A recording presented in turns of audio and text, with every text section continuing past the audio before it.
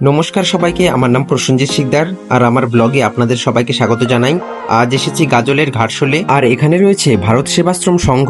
সংঘের ভেতরে কি কি রয়েছে এবং কি কি মন্দির রয়েছে সেগুলি আমি ঘুরে ঘুরে দেখব এবং আপনাদের দেখাবো। এখন আমি আস্তে আস্তে প্রবেশ করছি সংঘের ভেতরে। ভেতরে ঢুকেই আমরা দেখতে পেলাম প্রচুর মানুষ এখানে চলে এসেছে এবং সামনেই দেখা যাচ্ছে বিশাল বড় মন্দির। গাজলের যে পাশে রয়েছে ভারত সেবাশ্রম সংঘ সেটা আমার জানা ছিল না।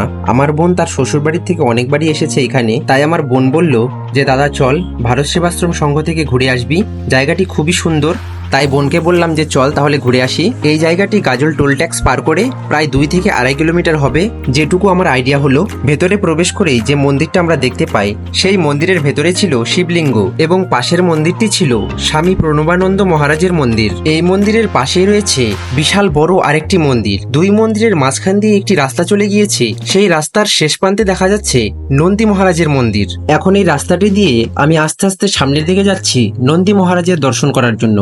রাস্তার দুই পাশেই দেখলাম রয়েছে প্রচুর ছোট ছোট গাছ এবং টপের মধ্যেও অনেক গাছ লাগানো হয়েছে। আর সামনে গিয়ে দেখতে পেলাম নন্দী মহারাজের সুন্দর মন্দির এবং ভেতরে নন্দী মহারাজকে দেখতে খুবই সুন্দর লাগছিল। সেখানে নন্দী মহারাজের দর্শন করে সেখান থেকে আমি আস্তে আস্তে বাইরের দিকে রওনা দিয়ে দিলাম, কারণ এখনো মন্দিরে প্রচুর কিছু দেখার বাকি রয়েছে।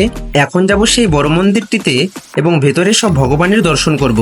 এখন সিঁড়ি দিয়ে আস্তে আস্তে উপরের দিকে উঠে যাচ্ছি। দেখুন ইতিমধ্যে প্রচুর ভক্ত চলে এসেছে এবং মন্দির দর্শন করছে। মন্দিরের ওপরে উঠে দেখলাম এখানে রয়েছে তিনটে বড় বড় মন্দির। এখন এই 3টি মন্দিরই আমরা দর্শন করব। প্রথম মন্দিরটি দেখলাম রয়েছে বাবা ভোলানাথের মন্দির, সেখানে দর্শন করে এখন আমরা চলে যাব পরেরটাতে। পরের মন্দিরটিতে রয়েছে স্বামী প্রণবানন্দ মহারাজের মন্দির এবং পরের মন্দিরটি রয়েছে ভগবান শ্রীকৃষ্ণের মন্দির। সেখানে ভগবান শ্রীকৃষ্ণের দর্শন করে আমি মন্দিরের বাইরে চলে আসলাম। দেখুন মন্দিরের বাইরে কত সুন্দর লাগছে দেখতে।